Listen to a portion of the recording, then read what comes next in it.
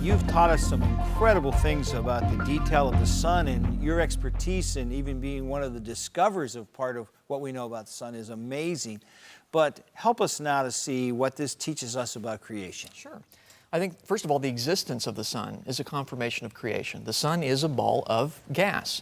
Now, hydrogen and helium, the gases the sun's made of, they're very abundant in space. But here's the problem. If you want to say there's no God and the sun just kind of formed, gas doesn't want to collapse in on itself.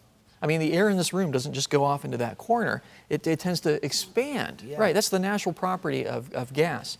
And in space, it'll tend to do that too. In space, there's no container. It just expands indefinitely.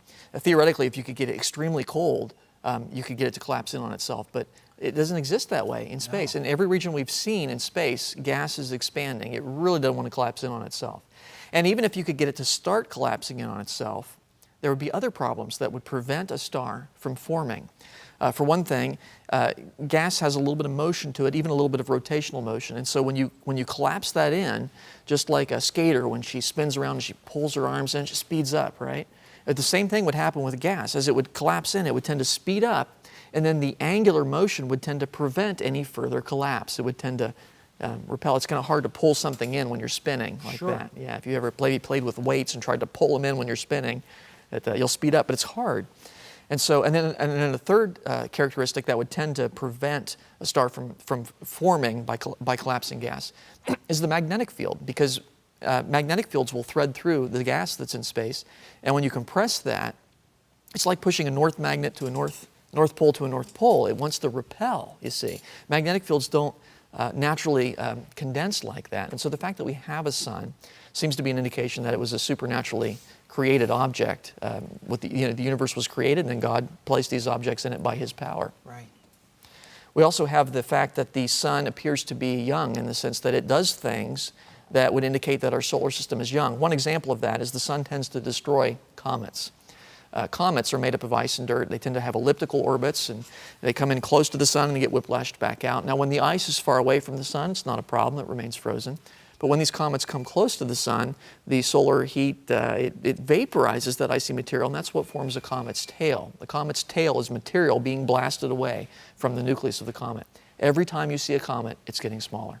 I used the SOHO spacecraft to look at the sun, and it's got an instrument that actually blocks the sun and looks at the region surrounding it. So you can see the corona, and it's great at spotting comets, because when comets get close to the sun, we have trouble seeing them on Earth because the sun's out, when they're out, the glare gets in the way.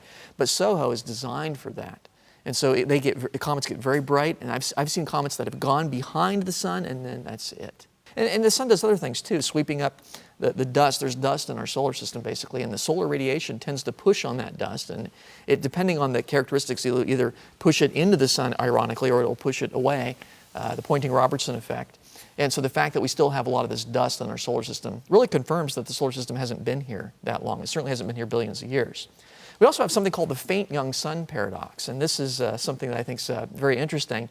You see, in the standard view of how stars age with time, stars are supposed to become a bit brighter with time. As more of the hydrogen is converted to helium in the core, things collapse in, and it actually tends to make the star brighter. At least that's what we think should happen with time. Which means if the sun really were billions of years old, then 3.8 billion years ago, the sun should have been about 30% fainter than it is today. 30%. Which means the Earth's getting 30%, the Earth's getting 30% less energy.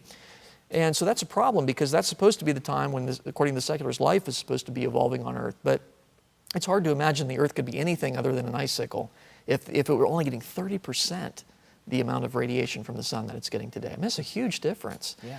And from everything we can tell from the fossil record, if anything, the Earth, we think probably before the flood, might have been a little warmer than it is today. It might have been kind of a subtropical world in many places. Even places like Antarctica, there's evidence of tropical sorts of plants there that don't grow there now, but that we find fossils of them. And so this is actually a problem in the secular view, the faint young sun paradox. Yeah. Isn't that interesting? And it's amazing. You tend not to hear about this in the secular literature. Not to, yeah. That's amazing. And so I think the sun confirms creation in a number of ways. It's designed to do what Genesis says it does. It governs the day. It sets the boundaries of day. When the sun's up, it's day. That's all there is to it. And it separates the day from the night. And of course, it does that by virtue of the way Earth's surface is curved and so on. It gives light upon the earth. Most of the light, 99.999% of the light that the earth receives is from the sun. The stars contribute just a little bit. The moon contributes a little bit. But most of it's the sun, by far, by far. And of course, it marks time. It allows us to measure signs, seasons, days, and years, those units of time. And the sun is essential in that, because as the earth revolves around the sun, we see the sun in contrast to different stars, and so we know where we're at in terms of our orbit, and that's how we're able to measure these units of time, basically. And the sun confirms creation by its properties, its very existence, and its youth, just as we saw previously. So I think the sun really does strongly confirm biblical creation. Does the sun play a part in climate change, and what's your perspective on all of that? Yeah, it does. In fact, I would argue the sun is the most important variable in terms of climate change. People think, oh, it's man-made emissions and things like that. Those might play a small role. They might. But more than anything, when the sun changes its energy output, which it does a little bit, the sun has a 22-year sunspot cycle. And when there are more sunspots on the sun, it's active. Ironically, the sun actually puts out a little more energy when there are more sunspots, and Earth's temperature goes up a little bit. There was a period of time in the 1600s where the sun had an unusually low number of sunspots, and that corresponded with very cold temperatures on the Earth. And so I think the sun has a lot more to do with climate change than anything that happens on the Earth or anything that human beings have done. And something else we need to remember too for global warming alarmists. The Bible promises in Genesis 8:22 that the basic seasons, summer and winter, heat and cold, will be as long as the earth remains. It doesn't mean they'll always be the same temperature, but God has promised us that nothing catastrophic is going to happen to the earth until Judgment Day.